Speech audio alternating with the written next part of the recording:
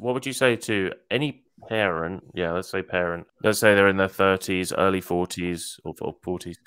They've lived a life where, they lived a fairly normal English life. Then they went to university, came out of university into a career. They've really read nothing other than The Guardian. They watch the BBC, and they think that any of these talking points that you or I read up about a lot and that we're talking about now are just fantastical far right talking points. What would you say to those people? The concept of far right is an interesting one because no one's been able to give a good definition of it.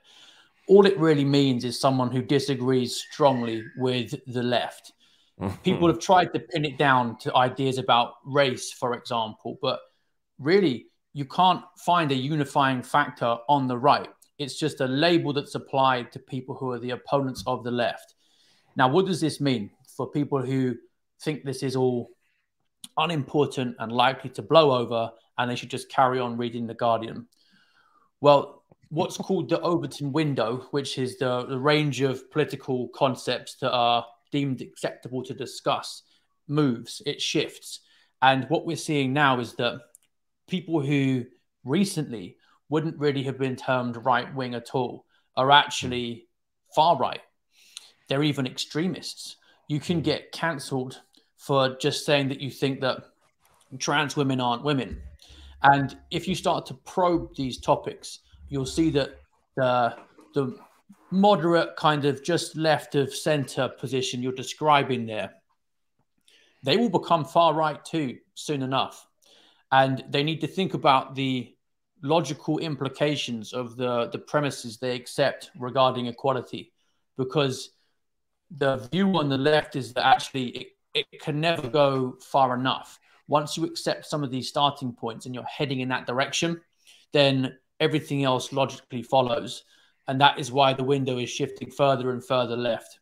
So the feminists, for example, are now surprised that the trans movement is threatening some of the things that they have fought for. Yeah. You could have predicted that based on what the initial premises they accepted imply. If you don't think a woman is defined by her ability to have children, so womanhood is the potential for motherhood, and you say, no, actually it's about your career or your clothes or your makeup, well, you get some trans women coming along saying, we've got all those things. We wear dresses, we have makeup, and we're go-getters in the same careers that women used to dominate. Now we're women too. And if you disagree with us, you're far right. There are some Guardian readers who are far right by that description. So it can happen to them too. Okay, yeah, that's fair. It's so funny, like when you talk about it and you sort of lay it out cut and dry. The sort of child in me can't help but giggle because it's so absurd. I just find it so absurd. Like when the Olympic Committee said that that you're only going to have to have identified as a woman for 6 weeks now to partake in an athletics game, and I think, what? So I could be, I'm 6'3", I could go out, put a dress on, and be like, "Hey, I'm here to partake in a boxing match. Who's coming?" Or like a high jump, or the hurdles, or whatever. That just seems utterly insane to me. It's crazy, yeah. Maybe I should have identified as a woman while giving a lecture, or maybe I should reapply for my job as a woman. Maybe you should. Are you going to do that? No, I'm quite happy as I am.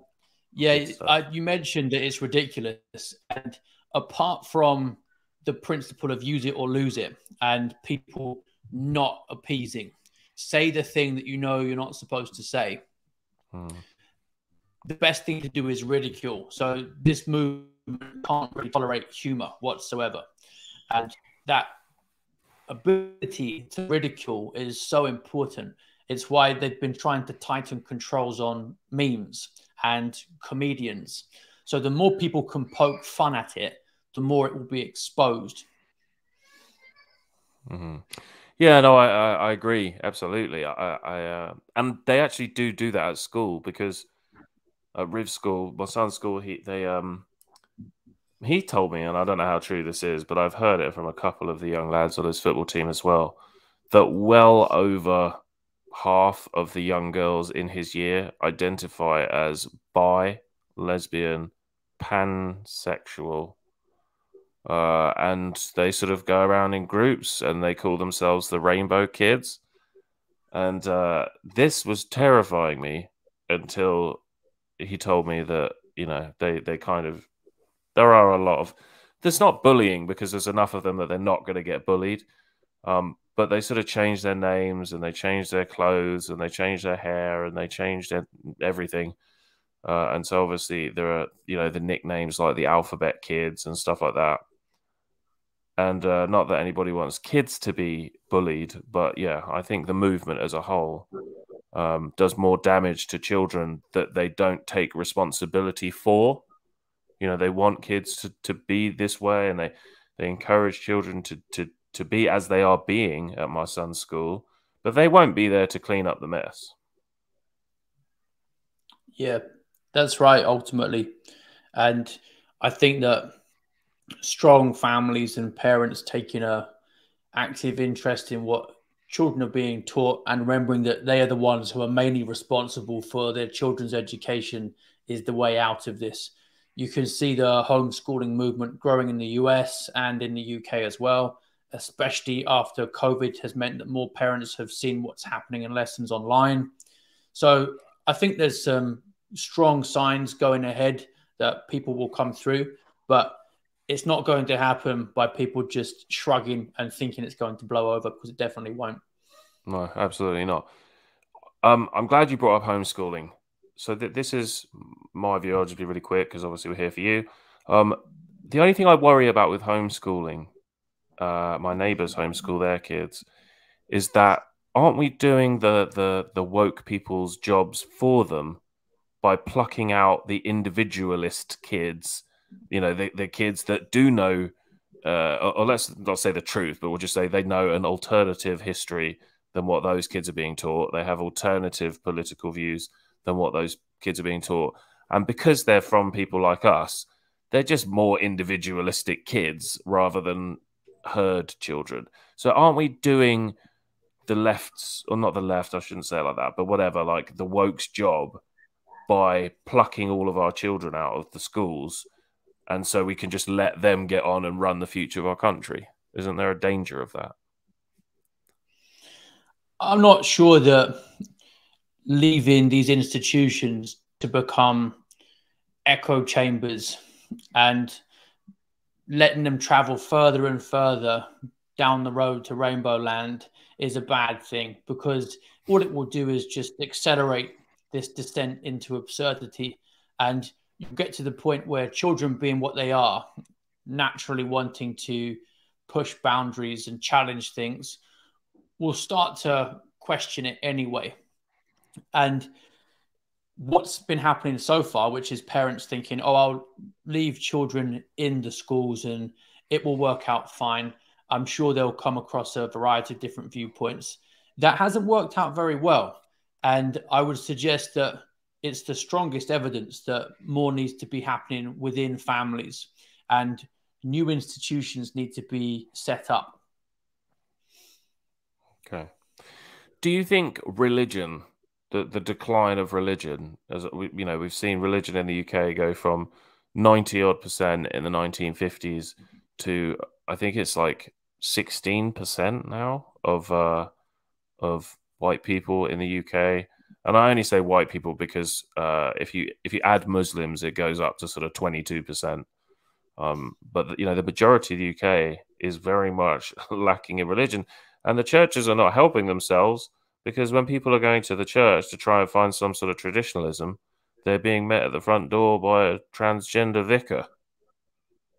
Yeah, and there are some high-profile people in the Anglican Church who have moved to the Roman Catholic Church because of that. Regarding most people now identifying as non-religious, that's an interesting one, because more often than not, they haven't really thought it through to a conclusion. And one of the services that the woke movement is providing is showing people what those conclusions really look like. And there's an increasing number of people who, although they're not describing themselves as Orthodox churchgoers, are still saying, hold on a minute, what about some of these traditional values that are now being threatened? And they're seeing what we are on the brink of losing. So that old saying that you don't know what it's got till it's gone, I think is going to start people wondering what that was rooted in and what a worldview that has a place for that looks like. And then you've got the first step on a journey back to what ultimately European civilization and Western civilization was based on, which is the fusion of Christianity with ancient Greece, ancient Rome. So that's where the roots of our culture really are, and people need to reconnect to them. Yeah. Yeah, because I kind of had a bit of hope because obviously America has always been such a religious country, but even they're starting to go downhill now. You know, we're seeing, I think they're at 25% atheist, which is pretty big for America. But yeah, it is. I mean, what you're likely to see is a culture that has a kind of spiritual vacuum growing at its center. Will try to fill that with all kinds of surrogate religions and substitutes, and where totalitarianism ultimately comes from, because it's human nature to need to worship something, and the history of the 20th century shows that that ends up being the state. And it wouldn't surprise me if we get some kind of similar conclusion to the woke movement, because the more people's individual rights are stressed, the more you need some power to enforce them. So ironically, the state becomes more and more powerful in response to the demand of the woke movement, which is ultimately a form of cultural Marxism anyway. And we've seen how that has terminated in history before. The other possibility is you'll just get a spiritually strong society, which has got this unified worldview that people adhere to and are confident again, like Islam, which will take over. And looking at birth rates alone, that is what is going to happen. The developed feminist societies will just be outbred by Islamic societies. And then they'll find out what the kind of patriarchy they don't like really looks like. I was thinking just that today, actually. I was thinking, you know, they're living it up now, but when people get in that really do have a different opinion of women's rights, they're going to really regret, you know, going the route they've gone. But then we're all a product of society, aren't we? So I think a lot of these girls, you know, they watch Sex in the City and they thought, oh, wouldn't it be great to move to the city and sleep with 100 men? And then when I'm 70, I can move out and start a life with a husband that's 20 and a millionaire. Obviously, life doesn't work like that, unfortunately. There's an element of that. Luckily, we're not entirely a product of society, and people do get frustrated by the hollowness and fragility of these different narratives they've been presented with through pop culture, and women in particular who feel cheated of their childbearing years by being encouraged to go and act like men and prioritize careers, know that there's an element of trickery there. Even Simone de Beauvoir, the founder of modern feminism, felt that towards the end of her life. Well, listen, thank you so much. I really, really appreciate this. I've been chasing you for a while, and Winston stopped writing, partly because he was suffering from cramp. He did not know what had made him pour out this stream of rubbish